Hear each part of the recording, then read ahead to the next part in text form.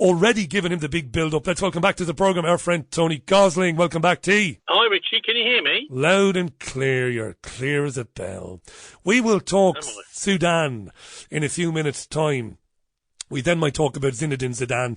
I don't know, but a couple of things I want to, before we get into Diane Abbott. Tucker Carlson is leaving Fox News. Mutually agreed between Fox and Tucker Carlson. Now, many of the listeners to the Not the BCFM Politics show in Bristol, or some of them anyway, will have a bit of sympathy with Tucker Carlson because they will feel that he has been on the right side of some important issues like the vaccine injuries and, of course, on the identity politics, the transgender stuff. But Carlson was found to be telling people not to report the fact that Dominion's voting machines were not in any way rigged at all. It turns out that Carlson knew this, that they were not rigged, but he went on the air and said the opposite because it's good for Fox's bottom line. I suppose this is a lesson, isn't it, to people who consume the independent media. Stop falling for people like Tucker Carlson. What say you, Tony?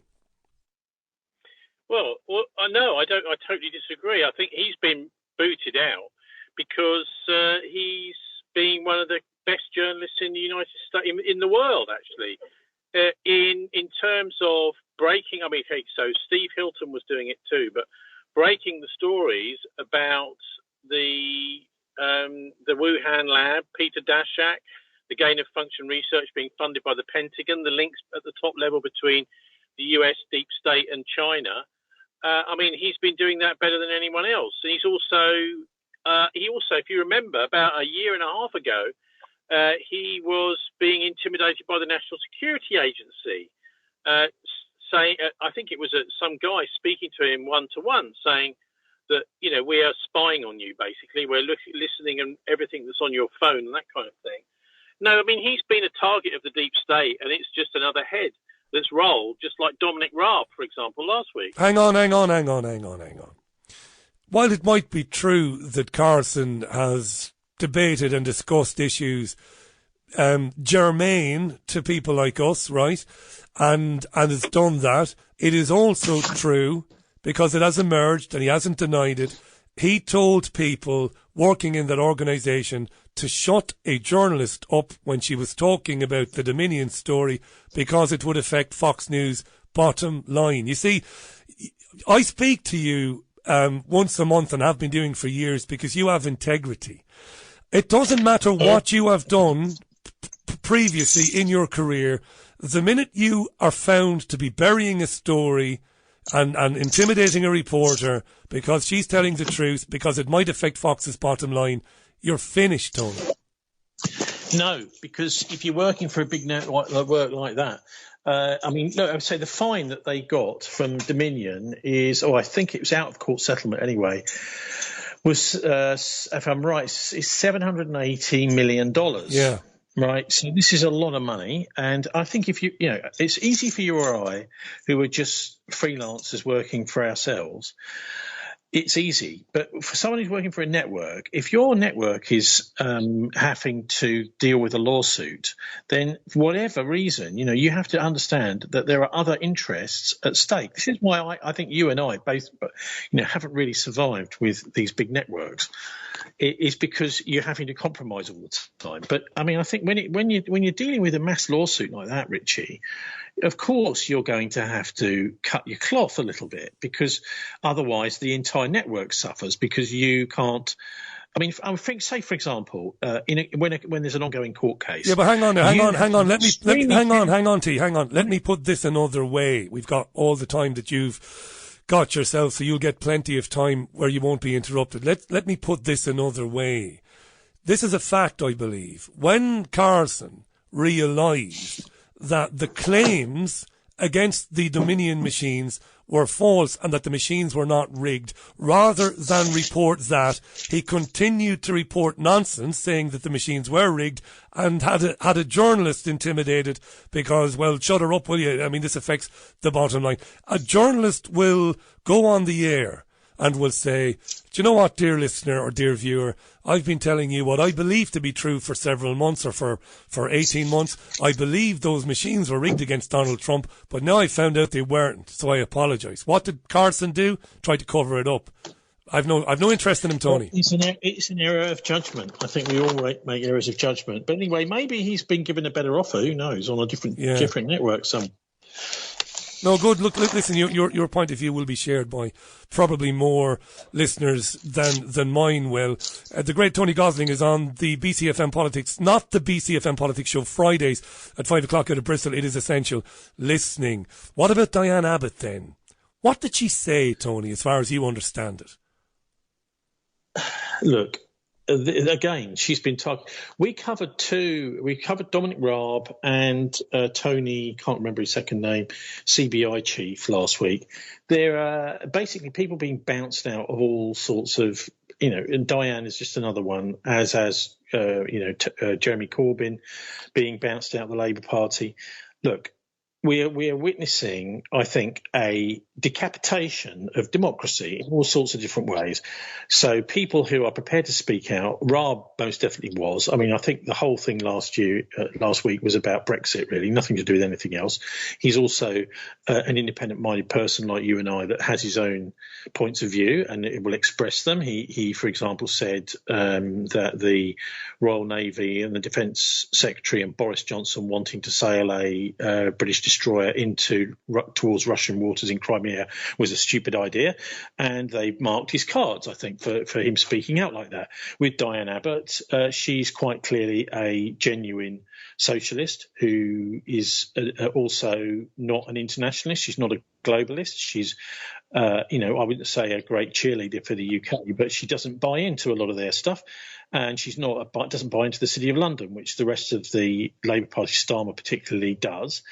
And so she's been singled out and she's been purged. Now, this is what Jeremy Corbyn should have done while he was in power. He should have identified all these Mandelsonian Labour MPs who are globalists and don't really give a fig, like our MPs here in Bristol, for the general population. They're just interested in their careers.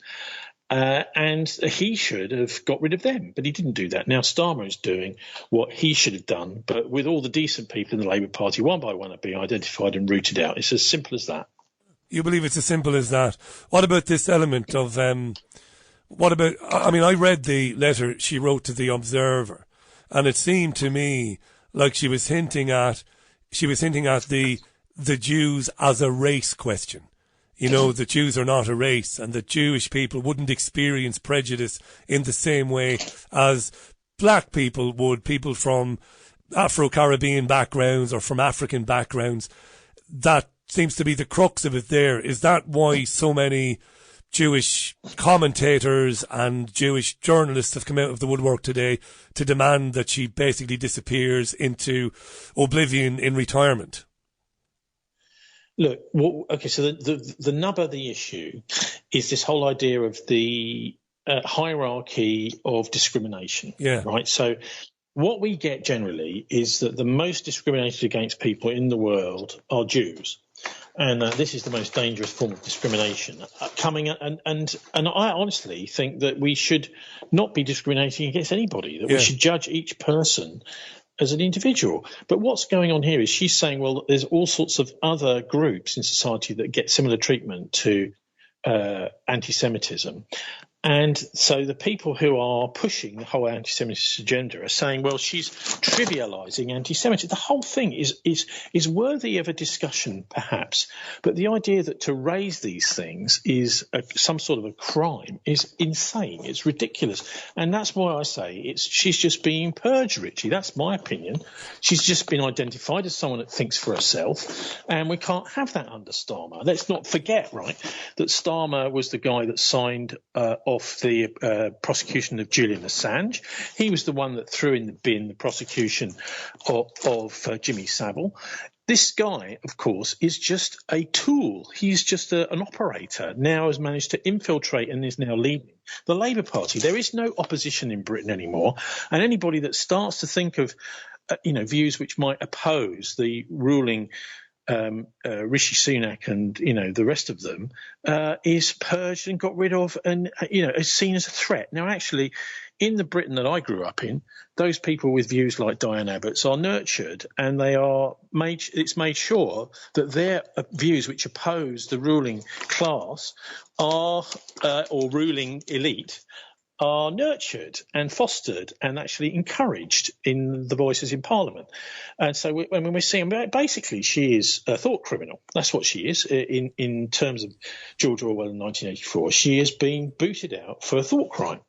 And there is also going along with this, or I mentioned this earlier on, it is also about engineering society, isn't it? It's about engineering and changing society and teaching a lesson to people that if you don't parrot the establishment version of events on any given issue, the consequences for you could be very, very severe indeed.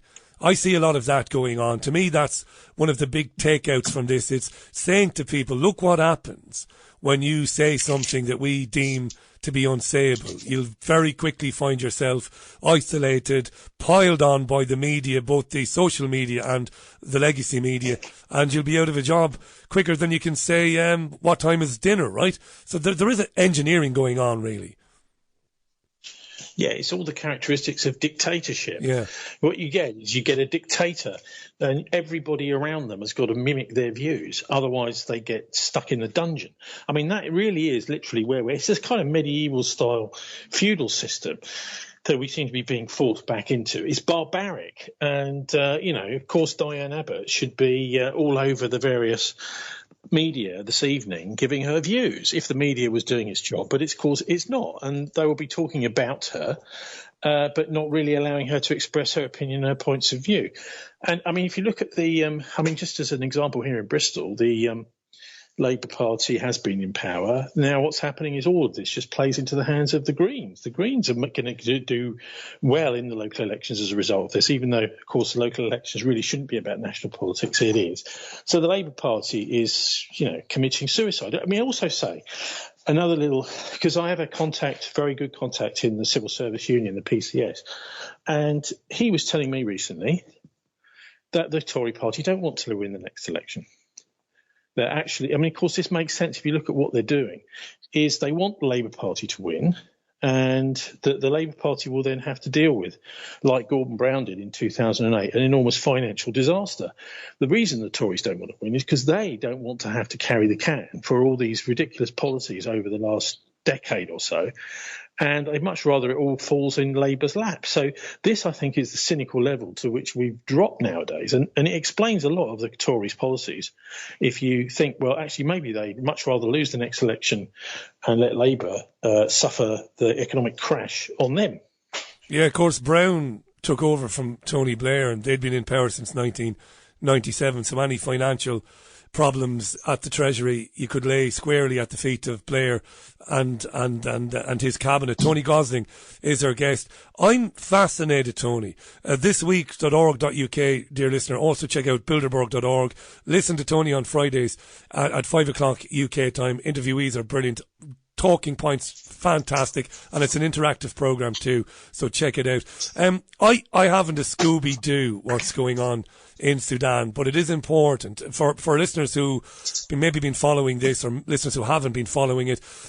Since last week or 10 days ago, fighting has been going on in Sudan. The Sudanese army is fighting the RSF paramilitary force, two generals basically vying for power in Sudan. There are 4,000 UK citizens in that country.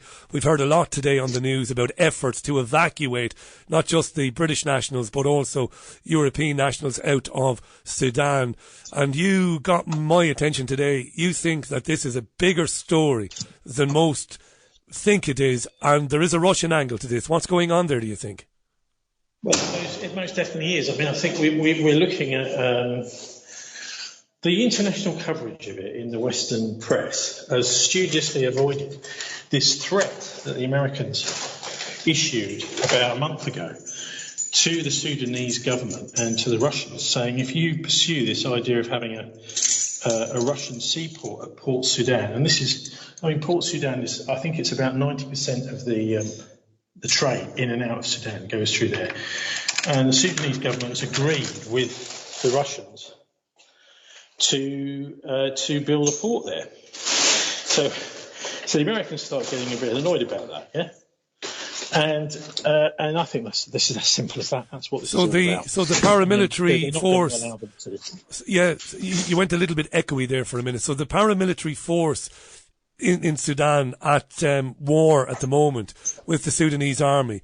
This paramilitary force is being funded by Western intelligence agencies. It's being armed. Almost certainly the Americans behind it. Yeah, I mean, this isn't what they do. There's an organisation called AFRICOM. People can look it up. I think it's based in Stuttgart in Germany, which is a part of the unified command structure of the whole world by the United States. It's where they have these command centres which apparently command everywhere, including China.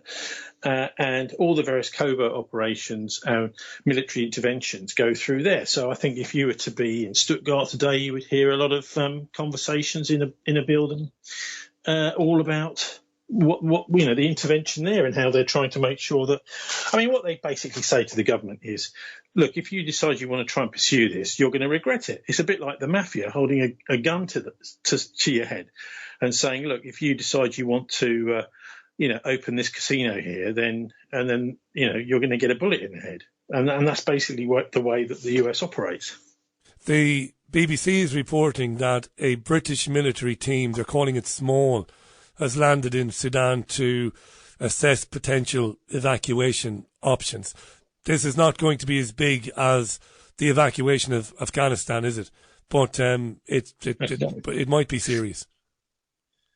Well, it is serious. I mean, the thing is that these countries are not allowed any kind of independence. And as soon as they start doing deals with a power which is hostile to the empire, then they find that there's a whole bunch of lunatics with guns running around on the streets. And I'd like to see this kind of thing dealt with by people like the UN.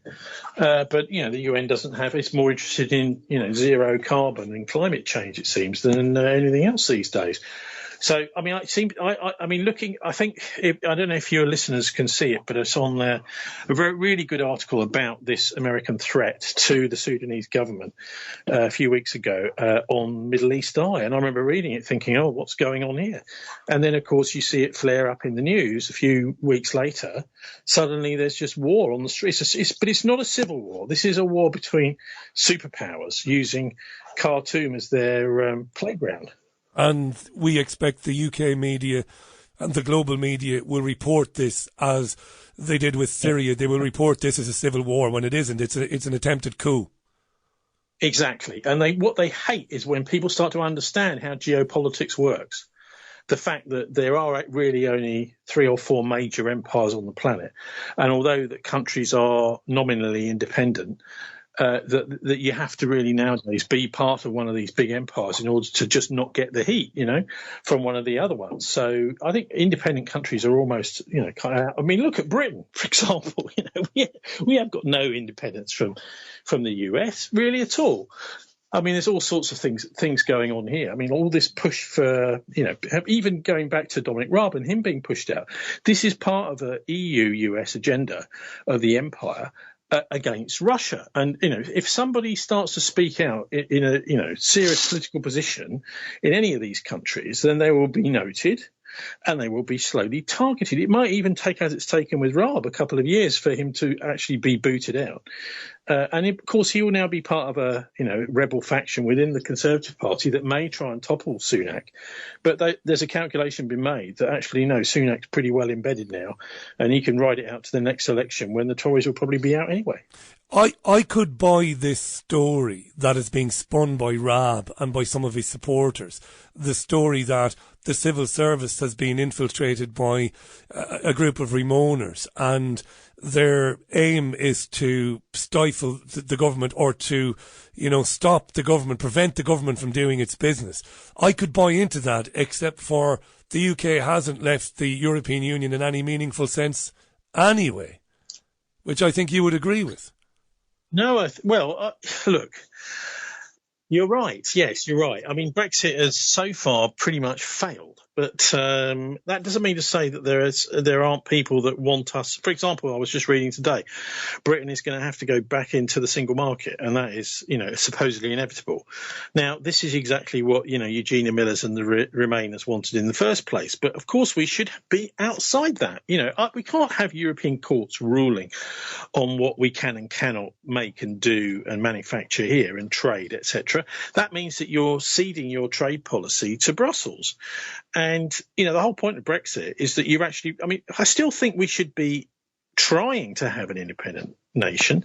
We shouldn't be just bending over for Brussels. And I only see Brussels as really just part of the American empire. I don't see it. I mean, if you look around the world in the various disputes, say, for example, with Iran and things like that, you're basically getting good cop, bad cop, with the Americans being very forceful and, kicking and rude and threatening, and the Europeans being quite sort of, conciliatory. But at the end of the day, they're both working very closely together.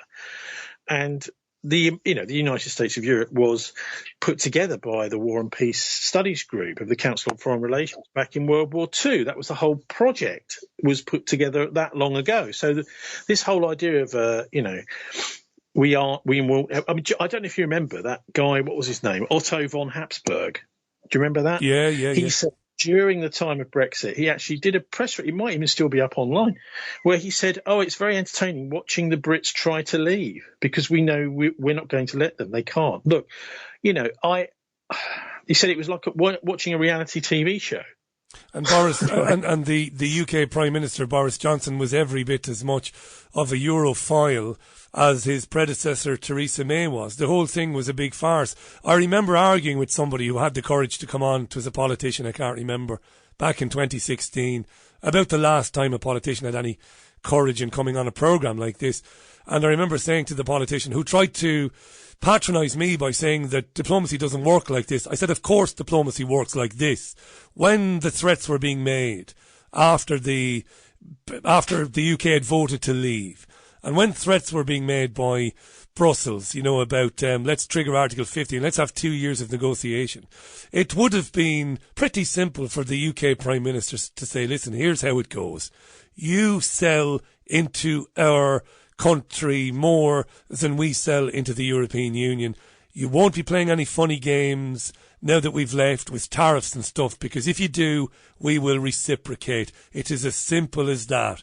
That's how it should have worked, Tony. Very simple. We're out. We're completely out. There are no ties whatsoever. If you want to play silly tariff games, well, roll up your sleeves. We'll go and speak to the heads of Mercedes. We'll go and speak to the owners of the French vineyards, and they will kill you when we tell them that the reason we are putting tariffs on your produce is because Brussels is doing it to us. That's how simple it could have been, Tony. Well, it also could have been that the UK actually started to prepare by actually starting to be more self-sufficient in all sorts of things, like whether that's energy, food, whatever. And that didn't happen. There's been no attempt to do that. There's been no strategy from central government, from the Tories, to do that at all. Of course, that's part of the problem, isn't it? That they've engineered it so that we're still absolutely dependent on foreign trade. And you know who isn't? Putin, Russia. They are not dependent on foreign trade. They're not even dependent on China. They have made sure that they've got all the basics that their people need to survive and to have a successful manufacturing economy domestically. And they've made sure that all that. I mean, for example, we've got this ridiculous idea, haven't we, of closing down all of our coal mines. Now, Britain's coal, we've got trillions of tons of coal under the ground, enough to last between 2,000 and 3,000 years. And yet we've switched it all off voluntarily. So where are we going to get our energy from? Nuclear? Oh, well, you're going to have to source that uranium from somewhere abroad. Unless there's a uranium mine in Cumbria. We have to dig up the Lake District or something. But look, if we're not going to take it seriously, the idea that, you need to be as independent in raw materials, natural resources, and basic, necessities for life in your own country, then you're. I suppose this whole thing with the single market is almost bound to come knocking on your door after a few years. Everyone is blaming Brexit for much of the country's economic woes, but at the end of the day, the economy has been deliberately steered into this dead end because of things like, since the whole thing of COVID, hundreds of thousands of businesses going bust during COVID. People like Amazon, the big international companies, doing really well. So I think what's happened is the international global elite, if you want the Bilderbergers in the West, have actually... They're now in control of the British economy, and they're not going to let go of it anytime soon. They want to make sure that we're dependent on foreign trade and them for everything. They're trying to deprive the population of the ability to even earn a living. And so we're dependent on money from the government and that sort of thing as much as possible. So that's where I think we are. We don't really have a government. What we do have, though, is a city of London that is getting stronger by the day, and particularly through its control of the Labour Party opposition. You will be happy owning nothing, says Klaus Schwab. Let me ask you this. Tony Gosling is our guest, thisweek.org.uk, not the BCFM Politics Show. Outstanding radio, I mean it. 5 o'clock on Fridays. I was away last week.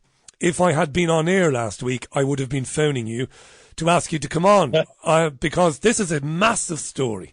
It might have come up on your show on Friday, but I didn't hear your show on Friday because I was on holiday. But let me read this. This is an astounding story, and it goes to the heart of the climate change scam as I see it. I'm not putting words in Tony's mouth. Farmer jailed for dredging stretch of river to stop homes from flooding. This is the Telegraph newspaper last week. John Price spent 200 hours removing gravel and silt from an area of River Lug in Herefordshire. He began doing this in late 2020 because he and his fellow villagers were sick to death of that river bursting its banks and flooding and destroying their houses and causing all manner of bloody damages. But the Environmental Agency took him to court, and he's been found guilty, right, of crimes against the environment, and he's been sent to prison for a year in order to pay £600,000 in costs. He had the complete support of everybody in the village of Kingsland, which had been hit by storms and as I said, the river rising and breaking its banks. You and I spoke about this many years ago. You will remember this when we first started speaking about how very dubious European Union regulations had prevented rivers from being dredged as they used to be dredged since time immemorial to prevent this. Yeah. This poor bastard, because they wouldn't do it, didn't take the law into his own hands. He did the right thing, and he's going to jail. This is a massive story. Well, yeah, brilliant. Thanks for bringing it up, because it is a very important tale. I do remember, though, the Environment Agency could have sent a hitman in and blown his brains out and done it legally, because they are now above the law. It's this law that was passed about 18 months, 2 years ago, with no opposition from Labour, that says that MI5, MI6, the police and other government agencies, including the Environment Agency, can murder people and then they get impunity from prosecution in the courts. So I suppose he should be thinking himself lucky that he didn't do that. Is that right? Now, is that right? It's right. It's absolutely right. The Environment Agency is one of those agencies, one of those groups that can do this. Now allowed to break the law with impunity. Jesus Christ. Including murder, yeah, exactly. So, this is another sort of preparation for a dictatorship. Let me just say a few things about the Environment Agency. I was having a walk out in the countryside the other day, and I noticed a monitoring station sort of in the way, and I took a couple of photos of it, but it was in a very dreadful state of disrepair. It said Environment Agency on it, and it had a little aerial, a solar panel on the top, which was rusted and broken and useless. So this is the Environment Agency. I also, during the flooding of the Somerset Levels about 8 years ago, I went down there to have a look. The Environment Agency were in charge of that.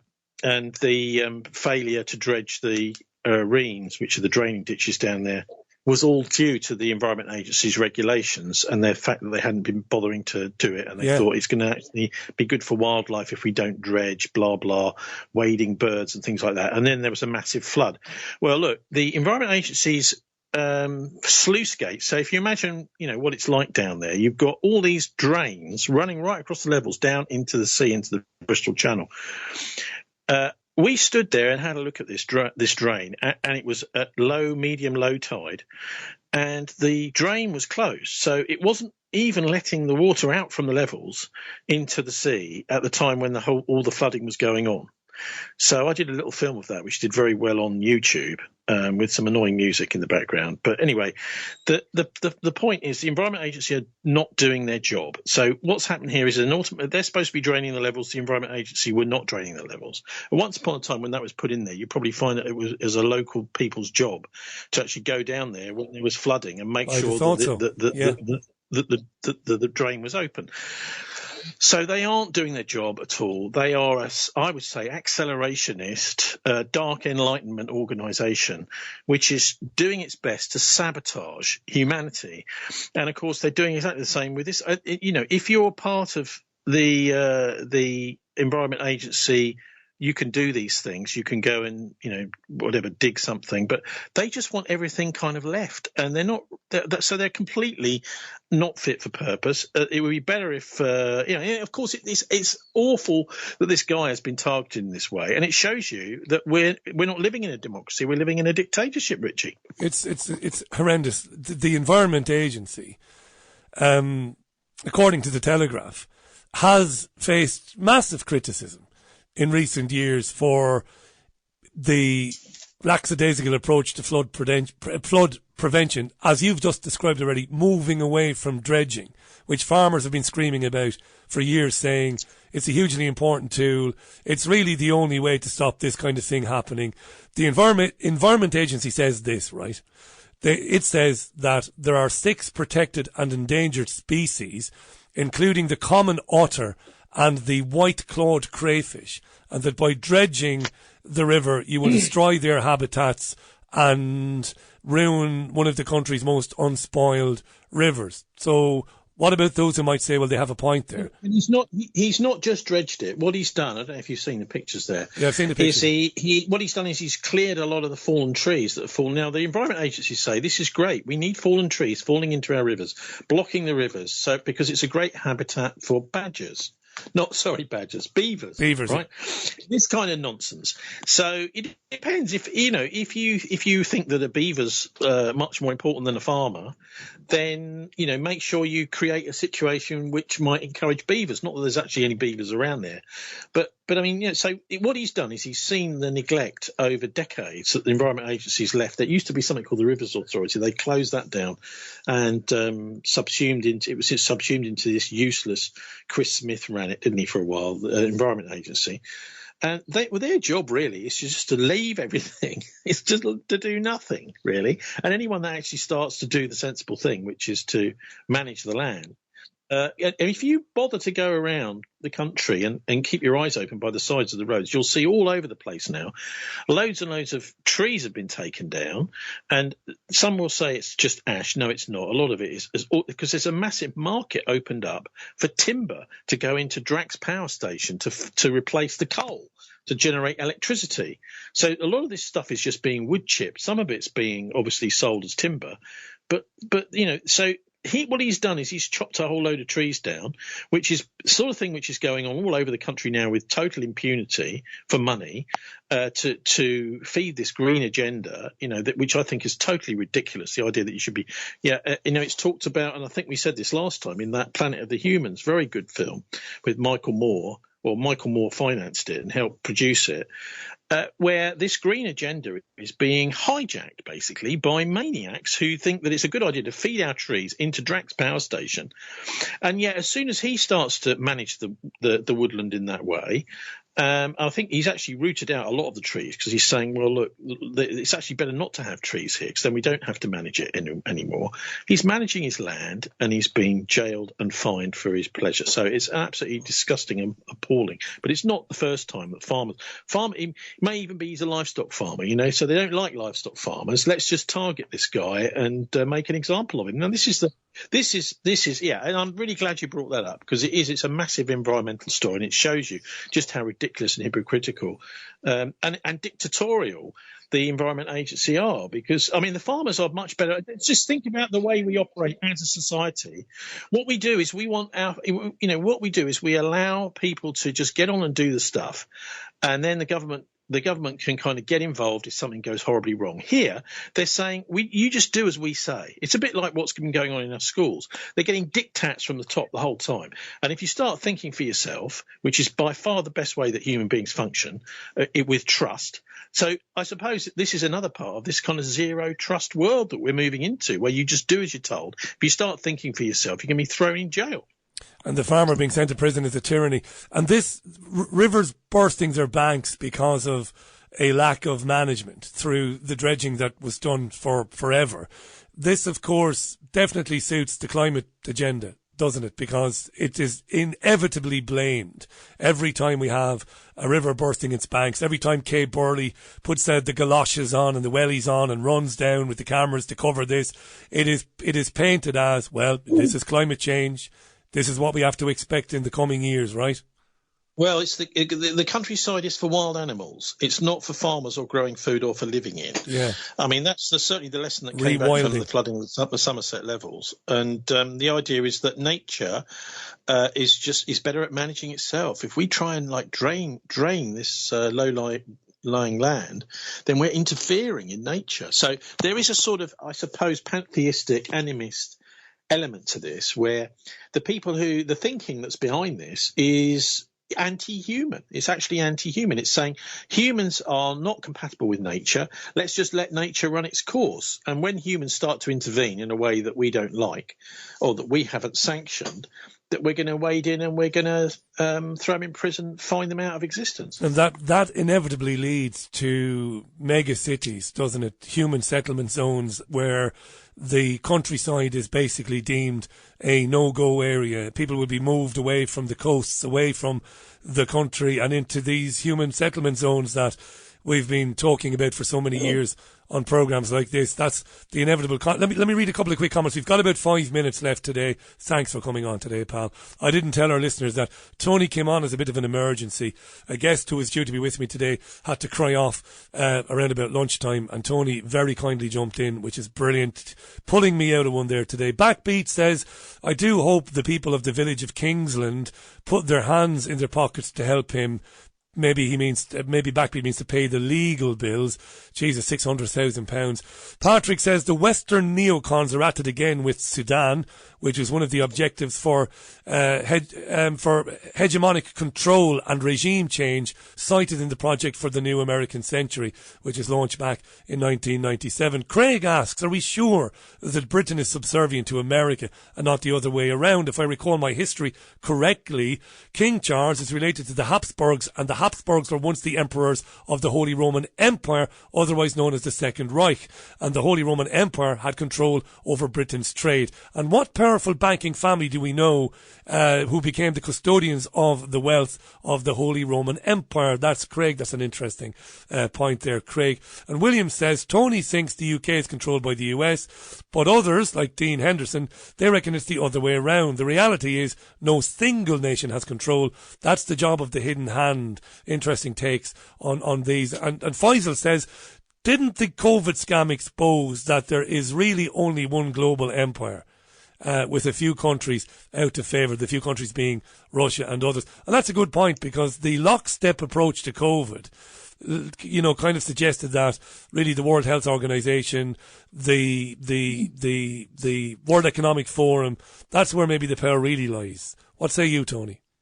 Well, that's interesting. Yeah, it's some really good points, especially the one about the Habsburgs. I think there is a satanic aristocracy out there, and these are people basically, I don't know if your listeners are familiar with the way that satanic thinking works, and it's really not about worshipping Lucifer or Satan. It's about worshipping yourself.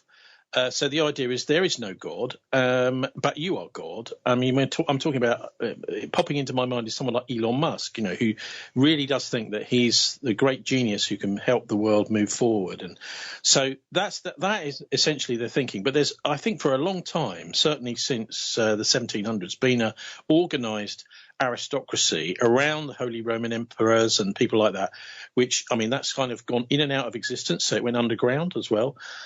This element of aristocracy, I think, is incredibly arrogant. I mean, they basically, when they're born into that world, they know that they're never going to want for anything anymore. They have more wealth than they could ever spend. They have more land than they could ever see.